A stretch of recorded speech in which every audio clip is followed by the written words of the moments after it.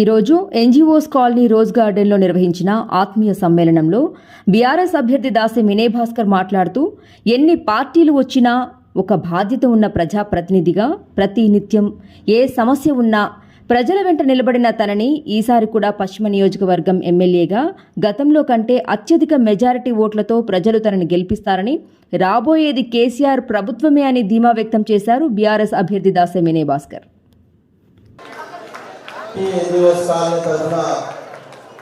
స్వాగతం తెలియజేస్తా ఉన్నాం. కావాల్సిందిగా కోరుతా ఉన్నాం.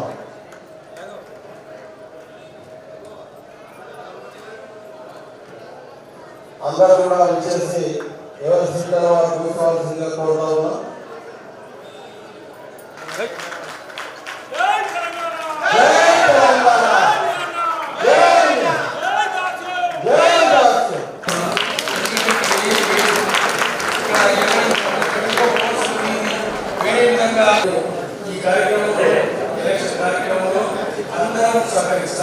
మరి 62 డివిజన్లలో విస్తృతమైన ప్రచారం నిర్వహించడం జరిగింది.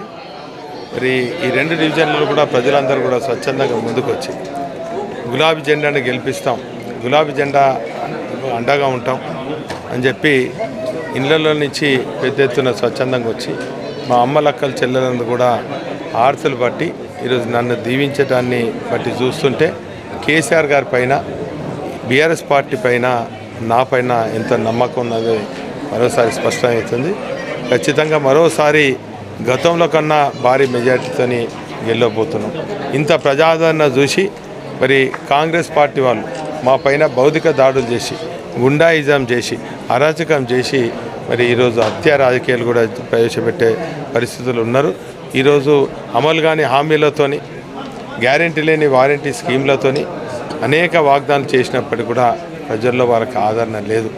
ఇది ఇక్కడనే ప్రధానమంత్రి మీటింగ్లు పెడతారు, రాహుల్ గాంధీ గారు మీటింగ్ పెడతారు, అన్ని రాష్ట్ర నాయకులు మీటింగ్ పెడతారు. వాళ్ళు మీటింగ్లు పెట్టినా, పాదయాత్రలు చేసినా, మొక్కలు యాత్రలు చేసినా ఇక్కడ మాత్రము గెలిచేది ముమ్మాటికి బీఆర్ఎస్ పార్టీ, కేసీఆర్ గారు ఆశీర్వదించి పంపించినటువంటి నేనే గెలవబోతున్నటువంటి విషయాన్ని ఈ సందర్భంగా తెలియజేసుకుంటూ, ఖచ్చితంగా మరోసారి గెలిచిన తర్వాత నా పైన మరింత బాధ్యతతోని, మరింత ఉత్సాహంతో, మరింత అంకిత భావంతో ప్రజలకు సేవకునిగా ఉంటానని ఈ సందర్భంగా తెలియజేస్తున్నాను.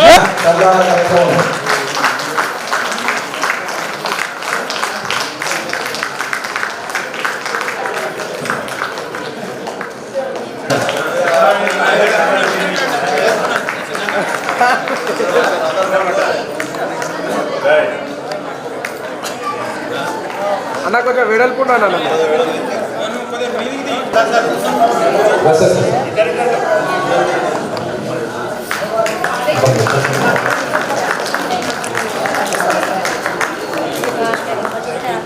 మొహమ్మద్